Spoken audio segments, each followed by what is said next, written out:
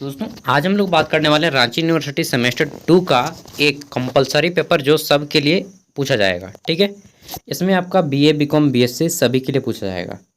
तो वह पेपर है आपका सीसी पेपर 5, जिसको आपको मैथमेटिकल एंड कंप्यूटेशनल थिंकिंग के नाम से जानेंगे। ठीक है, पूरा नाम क्या है पेपर का? Mathematical and computational thinking analysis. ठीक है, देखिए यह पेपर आपका 100 मार्क्स का है। पास करने के लिए 40 मार्क्स लाना होगा। समय आपके 3 घंटे मिलेंगे। ठीक है, अब देखिए रांची विश्वविद्यालय में जो है आपके यह पेपर मैथ का पेपर है। ठीक है, और इसमें आपको नहीं पढ़ेंगे तो काम नहीं चलेगा। तो देखिए यहाँ पे हम लोग बात कर लेते हैं, कॉमन कोर्स है यानी कि सबके लिए कंपलसरी है यह पेपर। और यह पेपर अभी तक जितने भी यूनिवर्सिटीज़ में एग्ज़ाम हुए हैं उन सभी में तो सब्जेक्टिव नहीं बल्कि ऑब्जेक्टिव हुआ है सभी में। ठीक है, ऑब्जेक्टिव फॉर्म में एग्ज़ाम हुआ है। अब देखिए रांची यूनिवर्सिटी में क्या होगा, यहाँ पे तो बोल दिया गया है कि हम सब्जेक्टिव लेंगे भाई। अब देखिए क्या होता है, सब्जेक्टिव होगा या ऑब्जेक्टिव, जो भी हो सब्जेक्टिव होगा तो ज़्यादा बेटर रहेगा, ऑब्जेक्टिव होगा तो थोड़ा सा हार्ड हो जाएगा। ठीक है, क्योंकि उसमें जो है ऑब्जेक्टिव में आपको बहुत सारे क्वेश्चन आएंगे। अगर 100 मार्क्स का होगा तो 50 क्वेश्चन डेफिनेटली आएंगे। प्रत्येक क्वेश्चन 2 मार्क्स का होगा। ठीक है, और सभी OMR पेपर पे देने होंगे। अगर आपका सब्जेक्टिव आता है तो ये तो बोले हैं सब्जेक्टिव ऑफिशियल अपना। देखिए इन्होंने बोला है कि आपका पेपर जो है 2 भागों में बटा रहेगा, ग्रुप ए और ग्रुप बी। ग्रुप ए में आपके यहाँ पे ग्रुप ए में 10 क्वेश्चन रहेंगे, एक एक मार्क्स वाले। फिर 5-5 मार्क्स वाले यहाँ पे 2 क्वेश्चन रहेंगे। ठीक है, ये हो जाएगा आपका ग्रुप ए। अब आएगा ग्रुप बी। ग्रुप बी में जो रहेगा आपका यहाँ पे 20 मार्क्स वाले टोटल 6 क्वेश्चन रहेंगे, जिसमें से किसी 4 को बनाना होगा। ठीक है, तो 20 चौका 80 मार्क्स आपका हो जाएगा। समझ गए? ये क्या हो गया? ये हो गया आपका पूरा का पेपर का शेड्यूल जो कि इन्होंने बताया है। अब पढ़ना क्या है इसमें? ठीक है, तो देखिए दोस्तों, मैथमेटिकल एंड कंप्यूटेशनल थिंकिंग नाम से ही सुन के लग रहा है कि आपको मैथ और रीजनिंग इसमें पढ़ना होगा। मैंने यहाँ पे इसका हिंदी ब्यौरा निकाल लिया, ट्रांसलेट कर लिया है। अब मैं आपको हिंदी में बताऊँगा। ठीक है, देखिए जो लोग इंग्लिश में जानना चाहते हैं वो लोग इंग्लिश में पढ़ लीजिएगा, बाकी इंग्लिश में ज़्यादा बेटर है। पहला है यूनिट 1, इसमें स्टैटिक्स एंड प्रोबेबिलिटी है। मैं अब हिंदी में ही बताऊंगा, केवल इंग्लिश को हेडिंग सब बता देता हूँ। यूनिट 2 में है आपका कंप्यूटेशनल थिंकिंग एंड एनालिसिस, और यूनिट 3 में है आपका कंप्यूटेशनल थिंकिंग एंड एनालिसिस। ठीक है, तो इसमें 2 यूनिट है कंप्यूटेशनल थिंकिंग। अब चलिए देख लेते हैं। तो हिंदी में इसमें आप बोलेंगे क्या क्या पढ़ना है।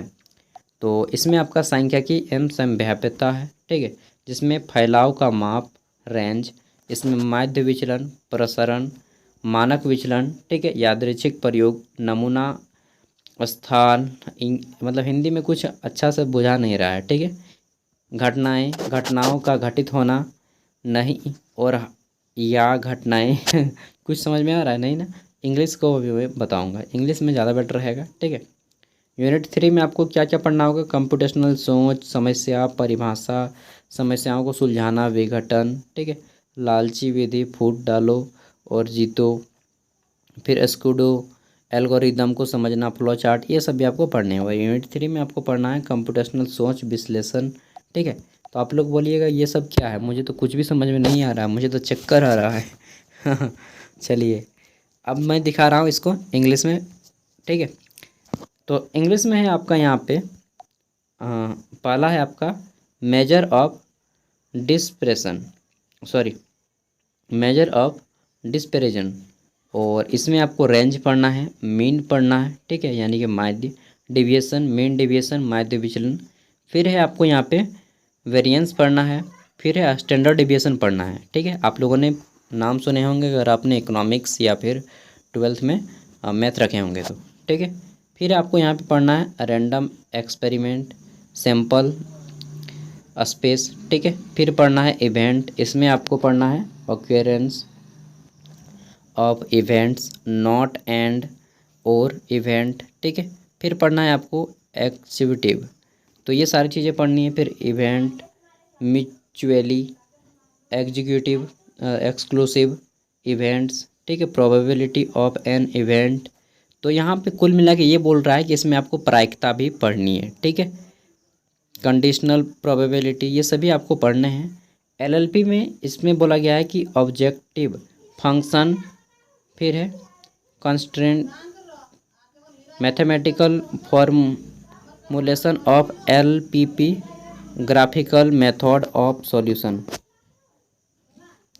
feasible and infeasible region, solution optimal. ठीक है, फिर आपको पढ़ना है यहाँ पे फेजिबल सॉल्यूशन। ये सारी चीज़ें आपको पढ़नी है। अब आप लोग डेफिनेटली, जो लोग आर्ट्स से हैं उनको तो डेफिनेटली दिक्कत होगा। 90% आर्ट्स कैंडिडेट को यहाँ पे दिक्कत होने वाला है। ठीक है, तो आपको क्या करना है, अगर आप लोग हो सके तो ग्रुप में स्टडी कीजिए, और अगर कोई बताने वाला है यहाँ पे, ठीक है, तो बताइए, नहीं तो फिर कोचिंग वगैरह है तो कोचिंग वगैरह ज्वाइन कर लीजिए। नेक्स्ट है कंप्यूटेशनल थिंकिंग एंड एनालिसिस। यहाँ पे पढ़ना है आपको व्हाट इज कंप्यूटेशनल थिंकिंग। ठीक है, फिर पढ़ना है यहाँ पे आपको प्रॉब्लम डेफिनेशन के बारे में, समस्या क्या है। ठीक है, फिर है प्रॉब्लम सॉल्विंग के बारे में पढ़ना है। फिर आपको पढ़ना है प्रॉब्लम डिकम्पोजिशन के बारे में पढ़ना है। ठीक है, नेक्स्ट आपको पढ़ना है यहाँ पे एब्स्ट्रैक्शन। तो मेरे लिए भी ये सारी चीज़ें नई नहीं हैं, क्योंकि मैंने भी जो है, मैं तो ग्रेजुएशन पहले ही कर चुका था। फिर ग्रीडी मेथड। ठीक, फिर है आपका डिवाइड एंड कॉन्क्योर। फिर है आपका प्रोड्यूक्ट, ये क्या है जी, प्रोड्यूक्ट है, प्रोड्यूक्ट कोड। फिर है understanding algorithmic concept and decision of flow chart. दोस्तों डेफिनेटली आपको यहाँ पे जो है किसी टीचर की मदद लेनी है जिन्होंने IC साइंस कर लिया है। ठीक है, नहीं तो इस पेपर में आप लटक जाएंगे। तो मैं पहले ही आगाह कर दे रहा हूँ आपको, क्योंकि अगर मैं भी होता आपके स्थान पे तो मुझे भी क्लास करनी पड़ती, क्योंकि मैथ ऐसा चीज़ है ना, जिसमें आपको, मैथ और साइंस दो चीज़ ऐसा है जिसमें आपको कोचिंग की आवश्यकता होती है या फिर गाइडर की आवश्यकता होती है। ठीक है, data organising and data filtering by quantitative datas. ठीक है, डेट सेट। फिर आपका using Excel file, data analysis using bar chart. फिर है आपका column chart, line chart, pie chart. ठीक है, आप लोगों ने पढ़े होंगे चार्ट से, वो सब चार्ट को पढ़ना है। फिर surface chart, statistical chart and radar chart. ठीक है, फिर आपको यहाँ पे कंप्यूटिंग सम, एवरेज, मिड पॉइंट, रिलेटिव। ठीक है, फिर पढ़ना है आपको यहाँ पे frequency, variance and standard deviation. ये सारी चीज़ें आपको पढ़नी है।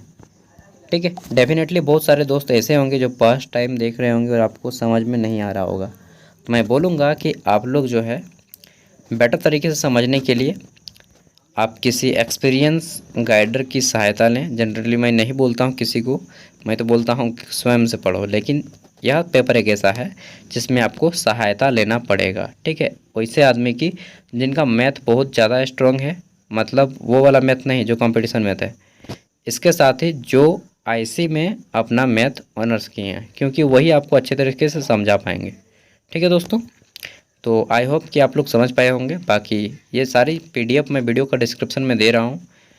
ठीक है, मैं एक क्लास नहीं ले सकता है, क्यों, क्योंकि मेरे लिए भी ये सारी चीज़ें जो है, सारी चीज़ें नहीं, कुछ कुछ चीज़ें नई चीज़ें हैं। जैसे कि स्टैटिक्स एंड प्रोबेबिलिटी, ये मेरे लिए ईजी है, बट यहाँ पे ये भी मैं फ्लो चार्ट वगैरह हो जाएगा। लेकिन यहाँ पे जो आ रहा है computational thinking, problem definition, problem solving, ये सब मुझसे नई चीज़ें हैं, और अगर मैं इसे बताऊँ आपको तो मुझे खुद सीखना पड़ेगा। हाँ ठीक है, तो 2-3 दिन 4 दिन मुझे तो सीखने में ही लग जाएगा, तो ज़्यादा बेटर होगा कि आप लोग खुद से सीख लें। ठीक है, कोई गाइडर की सहायता लेके, उसमें आपको अंदर से एक होता है ना कि कॉन्फिडेंस भी आएगा। ठीक है, तो जितने भी झारखंड के भी अलावा जितने किसी भी यूनिवर्सिटीज़ देख रहे हैं, तो मैथ के पेपर में आपको सहायता लेना पड़ेगा सेमेस्टर 2 में। इसका PDF मैं वीडियो का डिस्क्रिप्शन में दे रहा हूँ, वहाँ से डाउनलोड कर लीजिएगा। ठीक है, थैंक यू, बाय। बाकी आप लोग ऑनलाइन भी पढ़ सकते हैं, जैसी आपकी मर्ज़ी।